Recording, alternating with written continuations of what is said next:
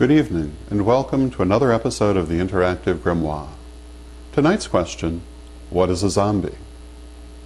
Most people, of course, are familiar with the image of the zombie as interpreted by Hollywood horror films. Most films made about zombies in Hollywood have frankly been pretty bad and have also included a large dose of racism, because the origin of the legend of the zombie is Africa. White Zombie from 1932 starring Bela Lugosi, I Walked with the Zombie from 1943 starring Francis D., and The Zombies of Sugar Hill, a blaxploitation film from 1974, are generally considered to be the best of the lot of Hollywood horror films about zombies. But the zombie has never been a staple of Hollywood horror, as other monsters such as the vampire and the revenant mummy have been. There have been few films about zombies, and even fewer good ones. Most films which have been made have included a very distorted view of the voodoo religion, from which the zombie originates. Voodoo is an Afro-diasporic religion originating in West Africa and closely related to other Afro-diasporic religions such as Santeria, Lukumi, and Candomblé. Voodoo is associated with French colonial areas such as Haiti and New Orleans, where other Afro-diasporic religions such as Santeria are associated with Spanish colonial areas like Brazil.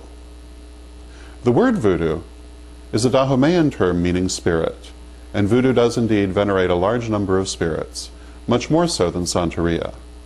Practitioners of voodoo enter ecstatic trance.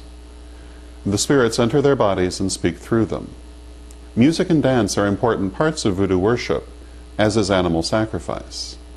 Because of the bad press to which pagan religions in general have been subjected, many people erroneously confuse voodoo with black magic.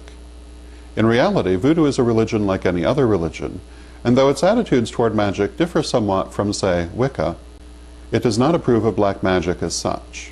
There are, however, renegade sects of voodoo, such as Le Secte Rouge, which do practice black magic, of which most voodoo practitioners would not approve. The Making of Zombies is an example of this.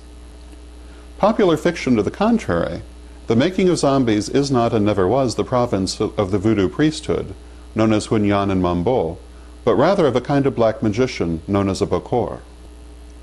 According to legend, the zombie is a dead body raised from its grave through the black magic of the Bokor. A mindless shell, the zombie, serves the Bokor as a slave, set to physical labor. As a living corpse, the zombie has no real concept of itself or who it had been. Nor has it much real brain power, the reason it can only be set to simple tasks. There were important taboos around the care and feeding of a zombie. The zombie's connection to its old life had to be symbolically broken. The newly raised zombie would be taken past its old house and told that it was dead. Otherwise, it might one day see the house and remember who it had been and try to go back. Even if the zombie was recognized by its old family, it usually would neither recognize them nor respond to them. There were also certain foods which a zombie could not eat, or else the Bokor's power over them would be broken. Chief among these was salt. That the zombie myth persisted into modern times is not surprising. What is surprising is how long it was considered simply a myth. Throughout history and throughout the 20th century, eyewitness accounts of zombies have been numerous.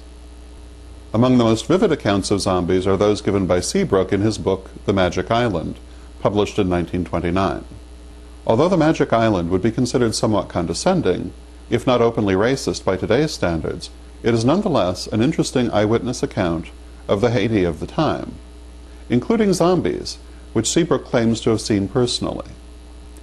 Later in the 20th century, the existence of zombies was further bolstered by the existence of photos and later film of professed zombies. I can remember seeing in the 70s filmed interviews with so-called escaped zombies who swore that they had been raised from the grave, a mere shadow of their former selves. Critics dismissed these people as mentally deranged, which they obviously were. However, toward the end of the 20th century, new theories began to be put forth as to what a zombie actually was. Increasingly, it became evident that a zombie was not created through magic, but through drugs. And as the 20th century drew to a close, scientists became eager to discover what the drugs were.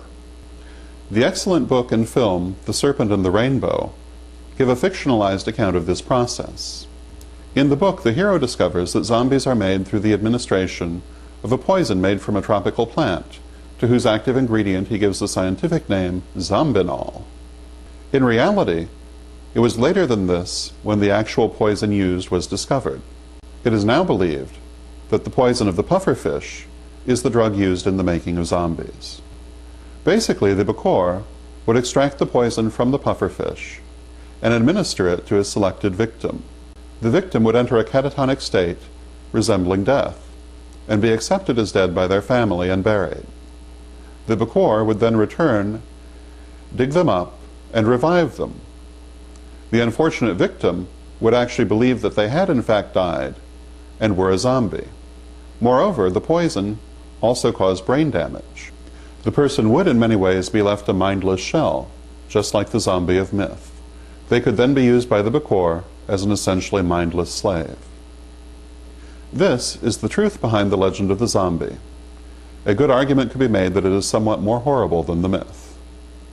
Thank you. This has been the Interactive